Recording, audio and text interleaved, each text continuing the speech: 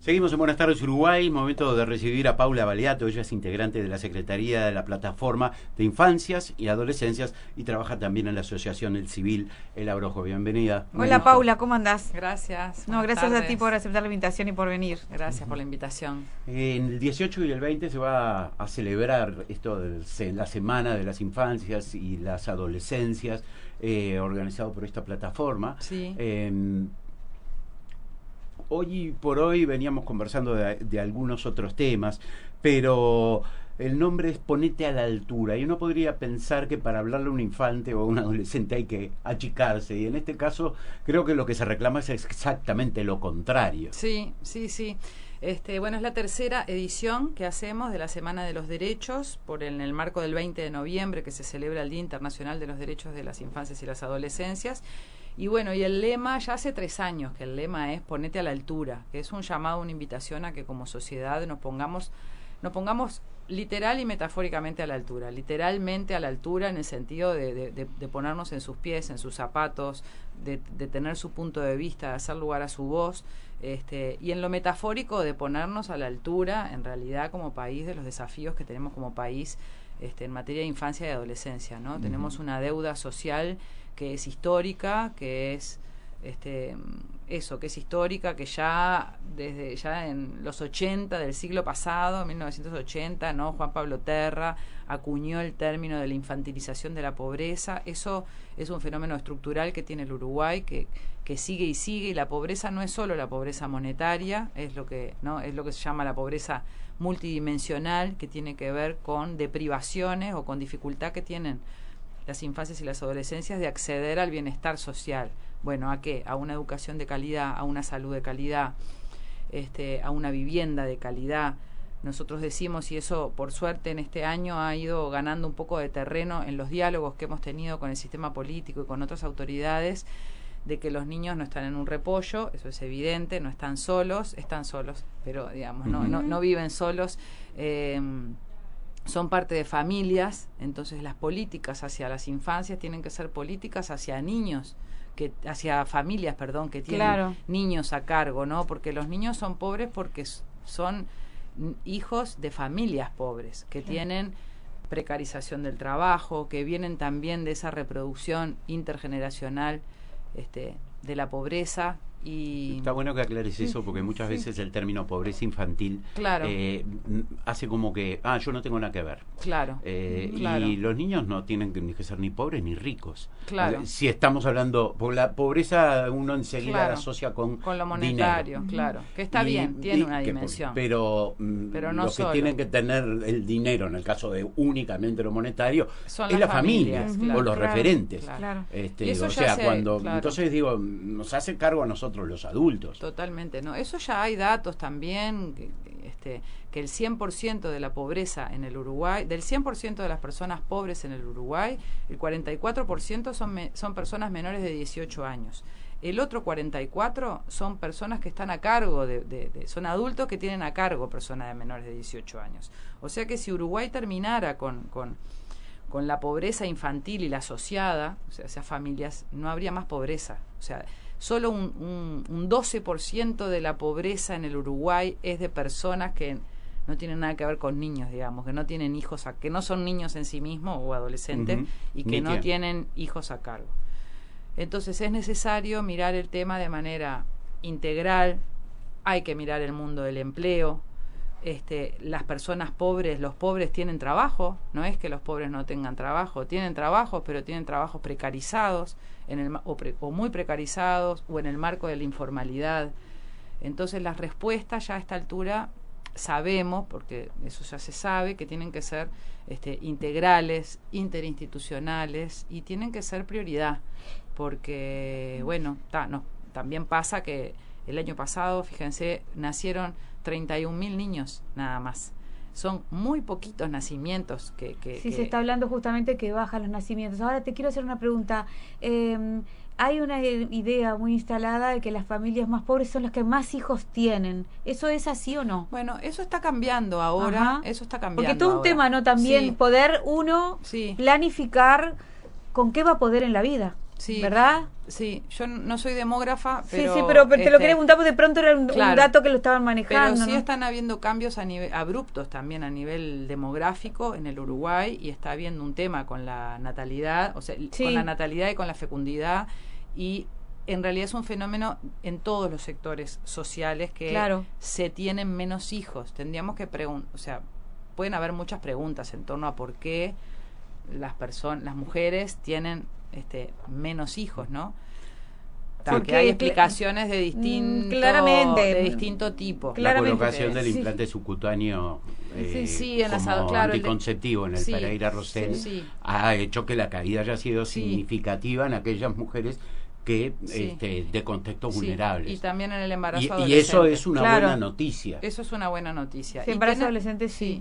Y que tengamos menos nacimientos también es una oportunidad que tenemos como país. O sea, también es interesante poder pensarlo como oportunidad para que los pocos niños que tenemos tengan calidad de vida. Tengan calidad de vida. Claramente. Porque esos niños son el presente y son los adultos y es el capital cultural y social y económico que el país tiene, ¿no? Entonces tenemos muchos desafíos ahí. Además, cuando vos decís esos niños, a veces no es uno, son dos porque la madre es una niña. Claro. A veces la madre tiene 16 años y básicamente todavía es casi, sí es un adolescente, está bien, pero está en un proceso de desarrollo. Entonces vos decís, cuando le pasa esto a uno, está pasando a los dos, o con 14 años, o con 16, con menos de 20 años yo creo que estás en una etapa de crecimiento, es una etapa de desarrollo, una etapa de descubrimiento, de nada, que tenés que ser una esponja en cuanto a todo lo que te va a nutrir para poder ser un ser,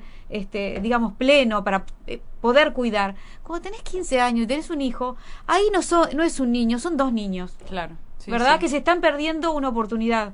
Sí, totalmente. Por eso es importante, hacer como un llamado a la reflexión también de que el trato que le estamos dando como sociedad a nuestras infancias y adolescencias dista bastante de ser bueno. O sea, tenemos que ser más amigables, más amorosos, cuidar más a nuestras infancias, poder también mirar para el costado, no en el sentido de desentenderme, sino todo lo contrario, ¿no?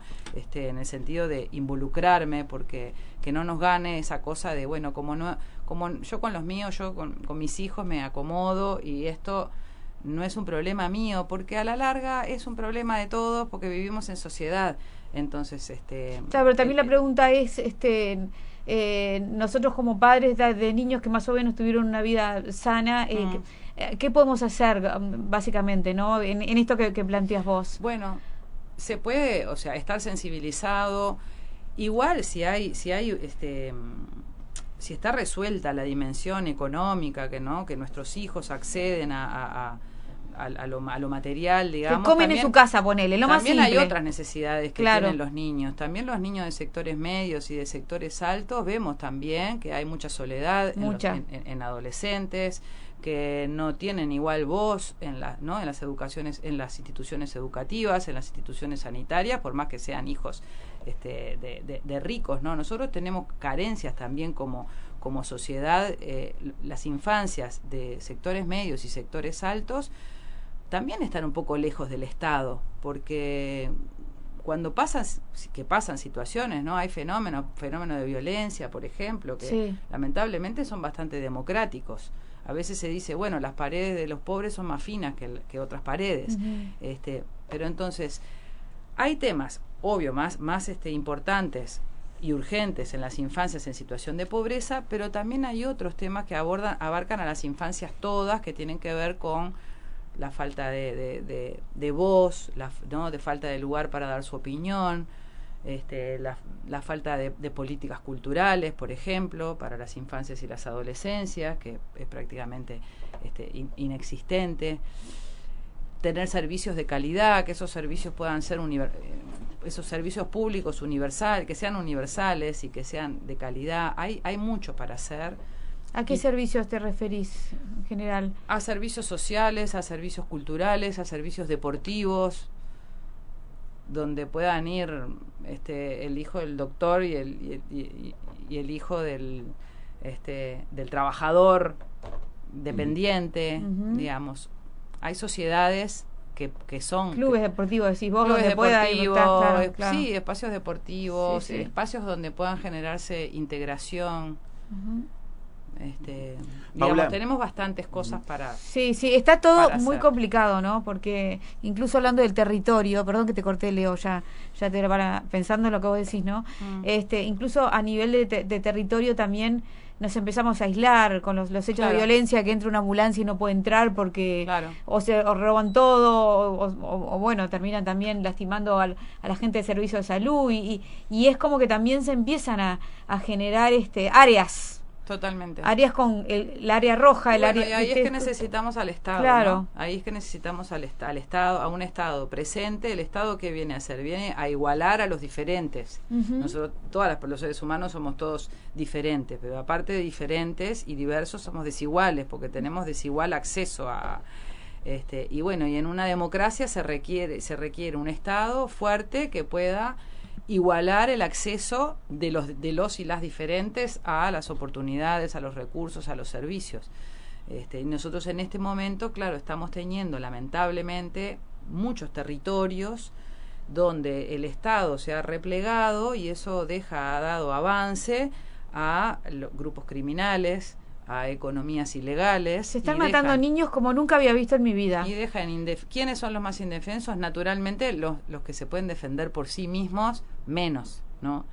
Que son los niños, niñas, adolescentes, en fin. Entonces, estamos en relación a las violencias en una situación, ahora, bueno, conversábamos antes, ¿no? Sí, una semana... En unos días murieron 5 niños y adolescentes en violencia. Pero además, digo, más allá uno escucha las noticias y dice, ¡ay, qué horror!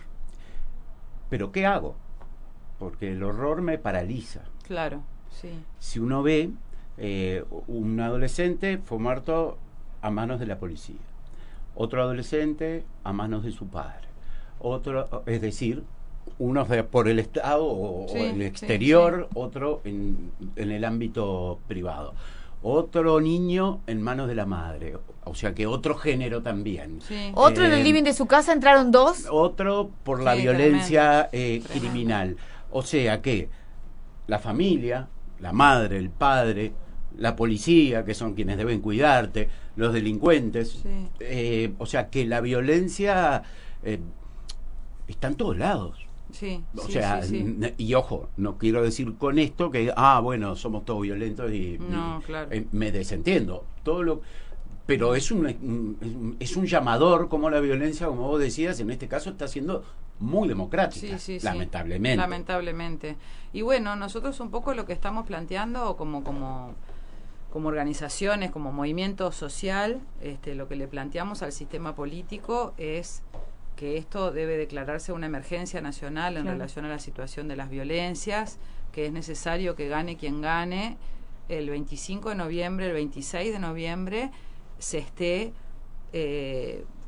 armando una mesa de trabajo donde esto esté efectivamente en primer lugar.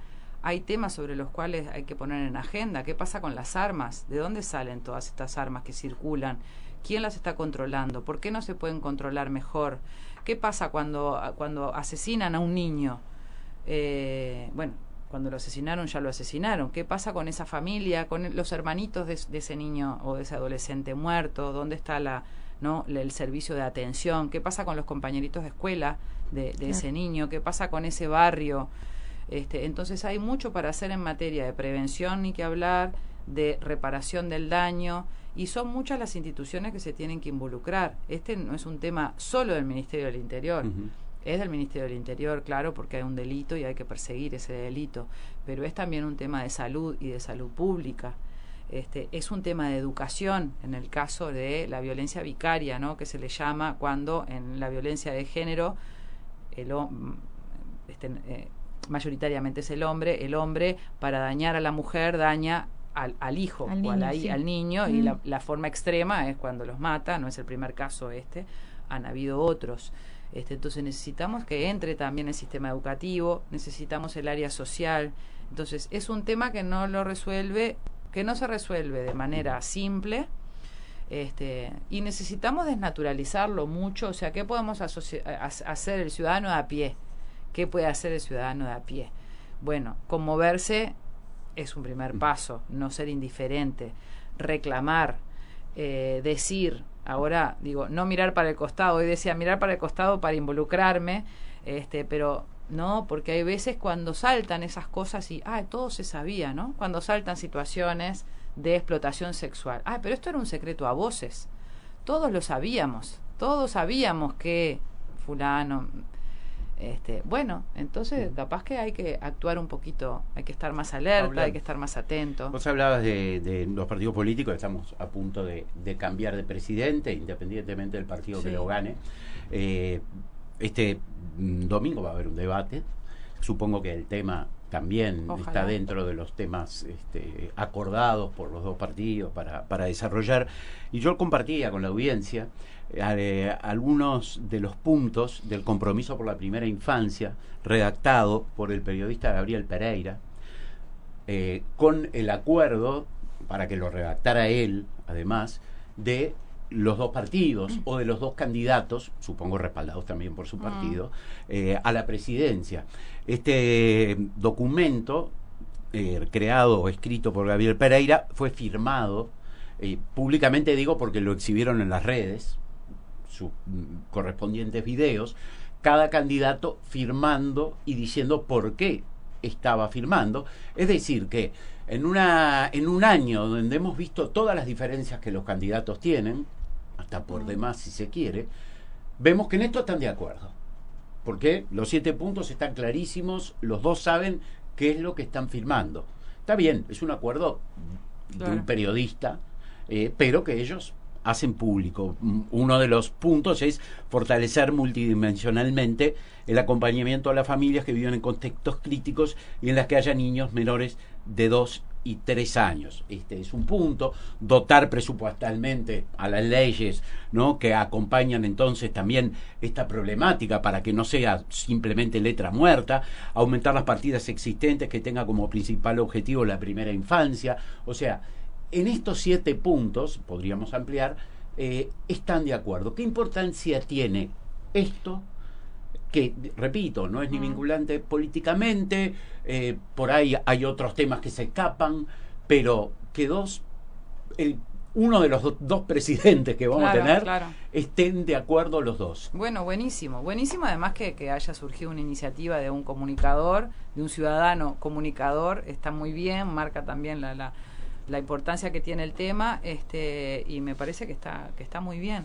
Nosotros este año llevamos adelante un ciclo de diálogo interpartidario e intersocial como movimiento social. Tenemos también una agenda de 10 puntos que aborda no solo la primera infancia, sino a la infancia y la adolescencia, con los temas de violencia, de desigualdad, de pobreza, de institucionalidad, de educación, distintos puntos que también los pusimos en diálogo con el sistema político. Nos fue bien, digamos, en el año porque participaron referentes de los partidos políticos y de las sectoriales.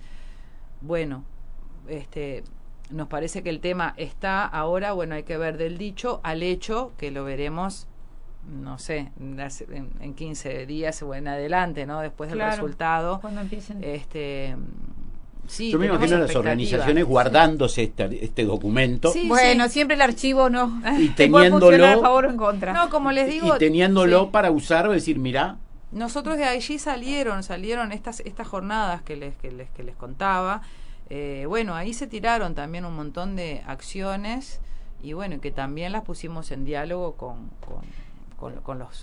los referentes políticos y esperamos a que se pueda avanzar. Paula, ¿qué peso tiene lo presupuestal en vehiculizar todo esto? Porque viste que yo creo que la buena voluntad nos sobra a todos. Muy importante. Y es como el tema de la violencia. ¿Cuántas tobilleras más hay que comprar? ¿Cuánto personal más hay que estar para que acompañe a una mujer las 24 horas en diferentes turnos? ¿Cuánta más gente detrás de los monitores controlando que no haya alguien que se acerque, no sé qué? Y en este caso el tema, porque viste que vos decís, eso, lo pensamos, lo organizamos, ¿Y qué pasa Claro. con el tema del...? Solo presupuesto no alcanza, pero Ok. sin presupuesto no se puede hacer nada. ¿Y qué se visualiza en el horizonte con referencia a eso?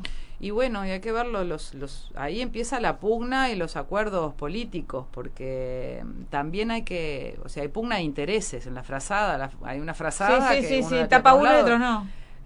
Y entonces también hay que ver si el sistema político en su conjunto tiene también la valentía para afrontar conflictos sociales en torno a la disputa de presupuesto. ¿Y qué pasa con el presupuesto para la infancia? Que no tenemos una marcha de niños y de adolescentes reclamando presupuesto. No tenemos una presión a los partidos políticos de que no los van a votar si no les asignan presupuesto, porque los niños no votan y los No, adolescentes claro. tampoco. Entonces siempre en estos temas, ¿por qué son más difíciles de que pesen de verdad, de que presionen de verdad la agenda política? Es porque también las infancias, las adolescencias son habladas a través de los adultos, o sea, no tienen un peso por sí mismo en el sentido de presionar de manera directa, ¿no? De manera directa. Se juegan otro tipo de consideraciones en el sistema político para tener en cuenta estas reivindicaciones, consideraciones éticas o consideraciones, incluso si fueran más consideraciones racionales, también porque en el bienestar de las infancias está el bienestar del país. O sea, un país con los niveles, con la cantidad de niños que tenemos y con el nivel, con la proporción de pobreza y de desigualdad en las infancias, es un país que deja de ser viable. ¿Qué adultos van a ser los que van a sostener el país dentro de 20? Si uno fuera utilitarista en extremo, hay temas de viabilidad también que son generales. No sé si me explico. Sí, tal cual. Que no es solo por un imperativo ético y solidario, que también, pero incluso desde el punto de vista económico y economicista del desarrollo del país como país, es importante. Tenemos un problema. Claro. Hagamos una pausa y ya hablamos seguimos sobre esta gracias. feria Ponete a la Altura, Sí, que va a tener sí. lugar del 18 al 20, de qué se trata, Ahí qué va. va a pasar allí, dónde va a ser, horarios, Perfecto. etcétera. Volvemos luego de la pausa.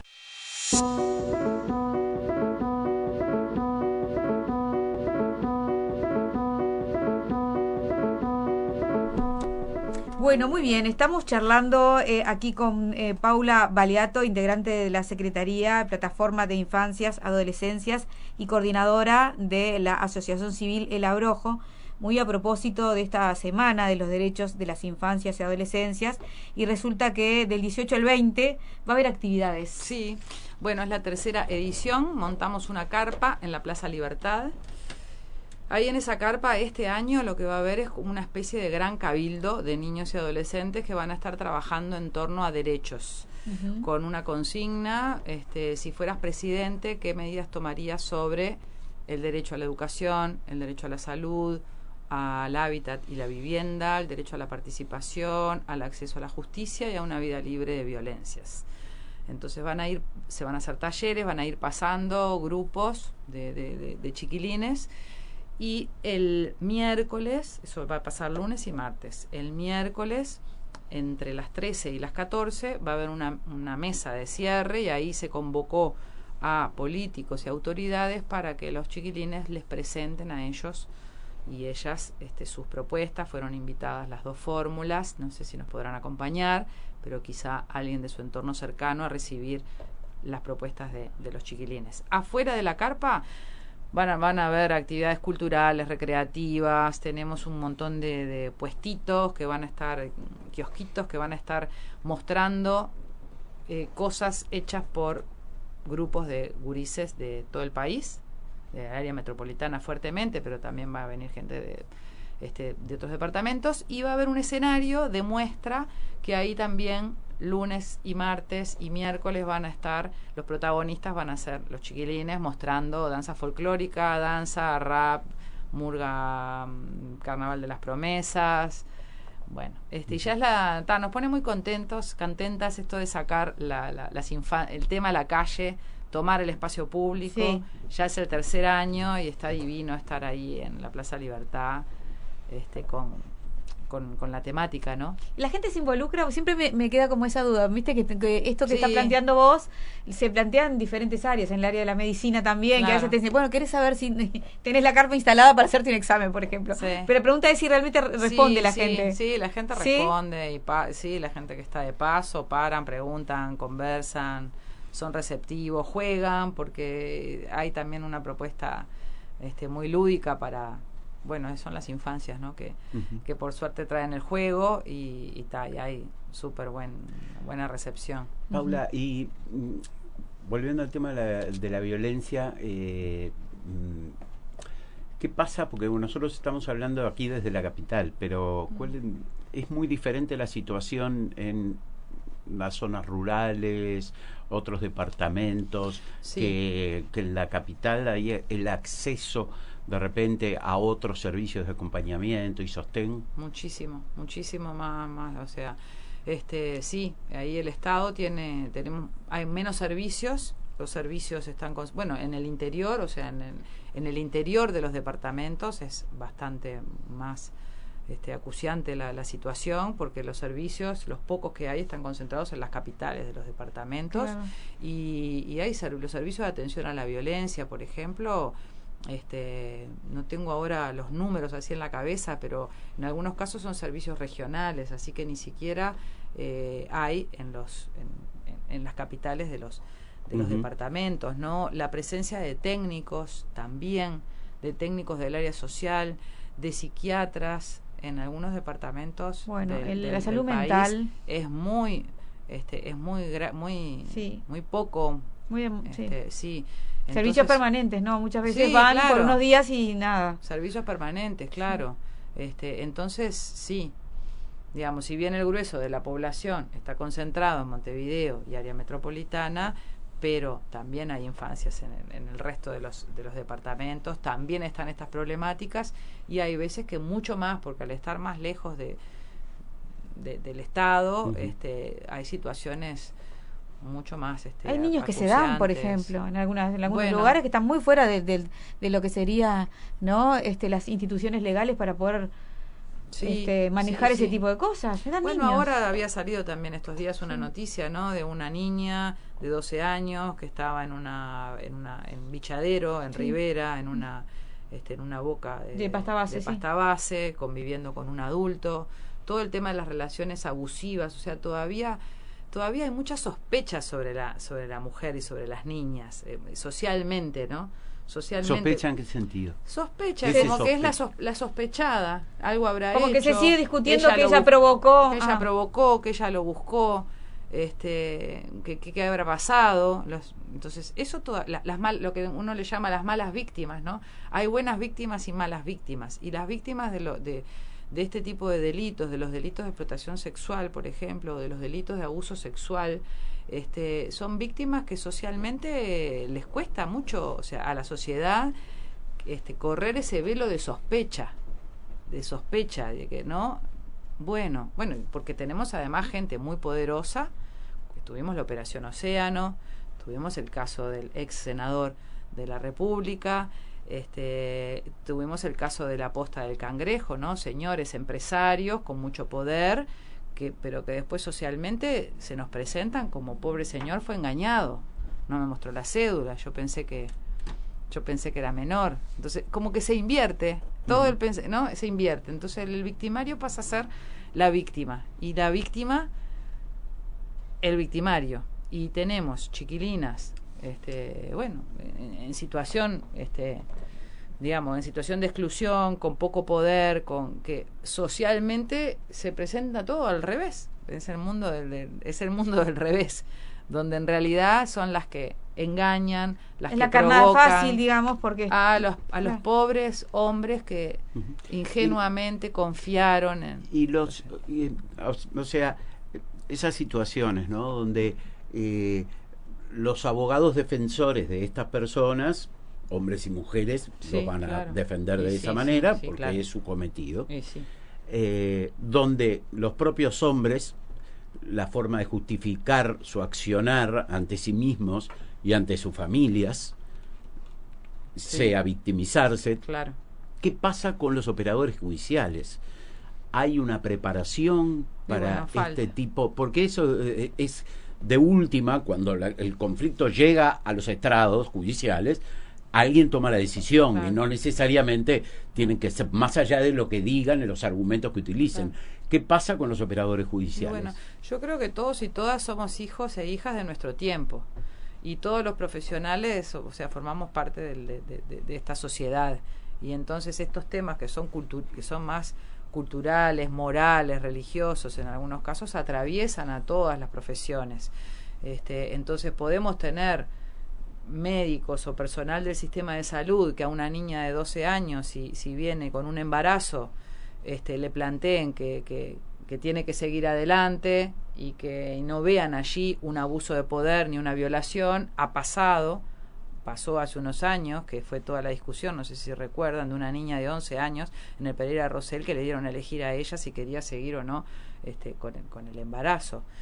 Y en el sistema judicial tenemos también, o sea, como en la educación, en la salud, falta mucha sensibilización, mucha formación en otro tipo de paradigmas y en una perspectiva de derechos humanos, en este caso en una perspectiva no patriarcal, que además desobjetivice a ciertas infancias y adolescencias, que las humanice.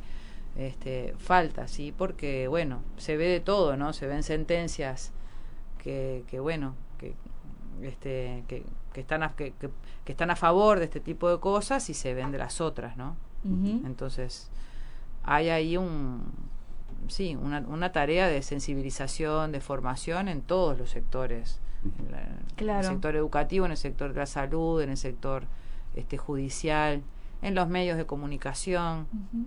No necesariamente en la dimensión periodística, pero en las ficciones, los estereotipos, las cosas que vemos en las pantallas, ¿no? En los contenidos, uh-huh, que puedan efectivamente haber otras formas de vinculación, y otras formas de ser niña, y otras formas de ser adolescente, de ser varón, de ser mujer, diferentes, ¿no? Repitamos entonces cuándo es la feria, dónde va a estar instalada, así ya quedamos con este clima un poco más favorable. Sí. Pensemos que vamos a lograr tenemos algo. Esperanza. Claro que también, sí, claro que sí. Pintamos un panorama que puede ser desolador, pero hay que hablar de la realidad. Por algo porque la feria. Si no hablamos de la realidad tal cual es, entonces estamos que obviando algo que hay que resolver. Sí, pero sí tenemos esperanza, sí pasan cosas lindas todo el tiempo, porque entre tanta adversidad igual la gente es feliz, se ríe, sueña, tiene sueños, tiene proyectos, uh-huh, y nosotros también. Y el 18, 19 y 20 de noviembre vamos a montar una carpa en la Plaza Libertad, en la Plaza Cagancha, ahí el 18 de julio, con actividades recreativas, culturales. Va a haber un gran cabildo de niños, vamos a estar entregando a las autoridades propuestas, y vamos a estar tratando de ponernos a la altura de lo que nuestra gurizada precisa. Buenísimo, Paula, muchísimas gracias. Bueno, placer charlar contigo. Gracias a ustedes. Hasta la próxima. Gracias.